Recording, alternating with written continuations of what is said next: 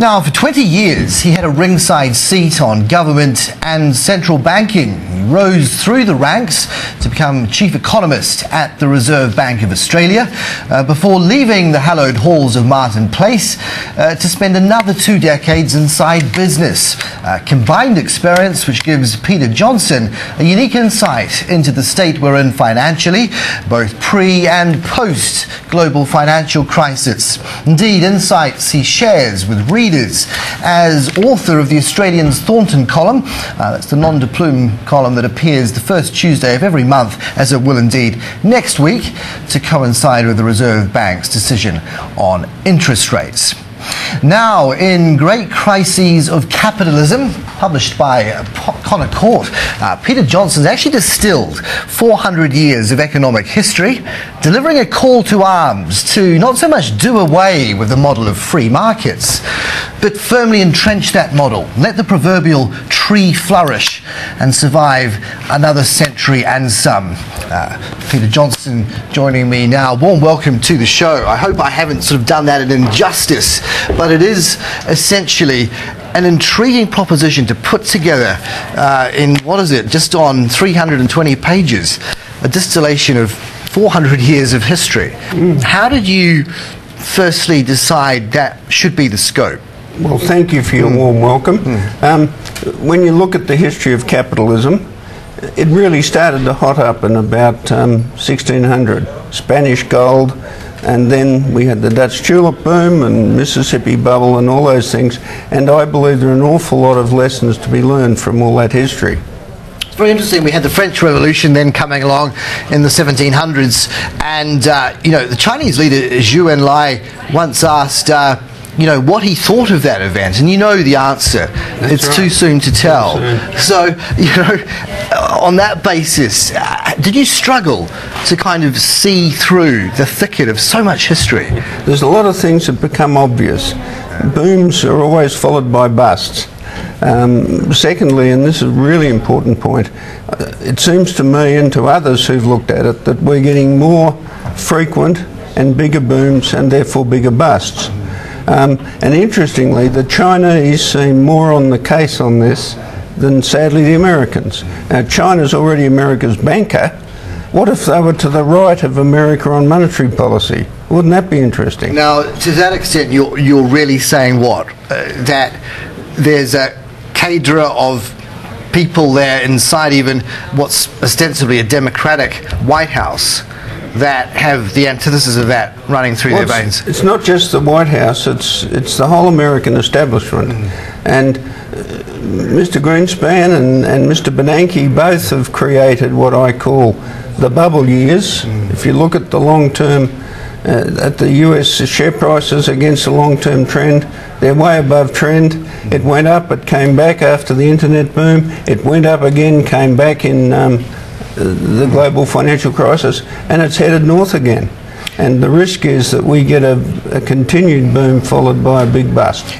It's interesting that you bring to light what is well understood, and that is that Chairman Bernanke, a PhD in economic history, well understanding the causes of the Great Depression even, and yet you're saying in spite of that, well understood rules have been ignored. How could that be the case? They say that generals always fight the last war, and Ben Bernanke's fighting the Great Depression. He doesn't want a Great Depression, but I think he's totally missed the point that inflation is incredibly damaging.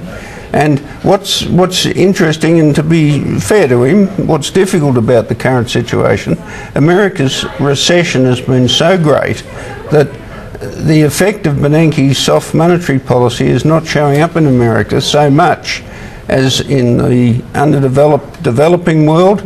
So you're saying that they've exported inflation? Absolutely. Right. Why will that turn in on itself, though, and prove such a burdensome thematic for the world's largest economy? Well, we flooded, the central banks of the world, the developing world, flooded the markets with liquidity at the time of the crisis. Now, you can argue that was necessary.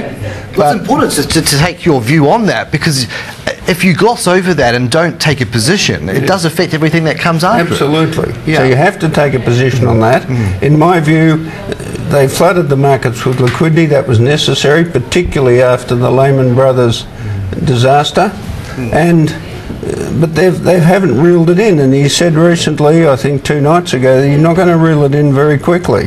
So that's the dilemma. Now the Chinese are deeply concerned about this. They're one of the places that are becoming inflationary. The commodity boom, which is helping Australia so much, is another manifestation.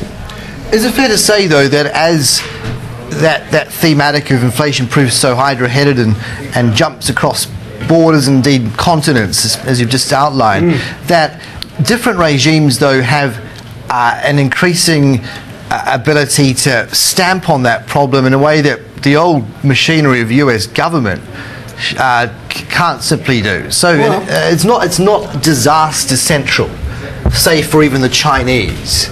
Not yet. Right. So let's see what happens next. But you say different regimes have the ability to stamp on it. Well, I'm talking then, yes, specifically. No one wants to actually stamp on it. They just want it to go away. And usually the standard approach to that is to have a neutral or slightly tight monetary policy. Australia's in neutral. We're headed to be tight because we have an inflationary problem.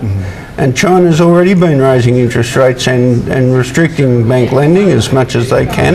But the point about history, Carson, is these booms get a momentum of their own, and people find a way to fund their speculative activities, and we're well down that path. What I understand, we'll get to our inflation problem that you've just flagged there shortly, but when it comes to the way the US has been muddling through, not so much the Federal Reserve's role in all of this, but politically, you've highlighted, what's out there in the public arena in terms of the notable film Inside Job, and said, look, essentially, a lot of the rot set in when a team was formed of people who had a vested interest. Yes. Look, America has a great policy of rotating people between the private sector and the public sector. In a sense, though, this policy, which has got a lot going for it, makes everyone conflicted. If a former head of Goldman Sachs is Secretary of the Treasury, he can't help being conflicted, and he is and he was. So the fiscal policy in America, that's a separate issue, but take a look at that. 2 years ago, or 2.5 years ago, they were scared witless about a depression, and so they threw a lot of money at the problem. Now everyone's wringing their hands about too much debt.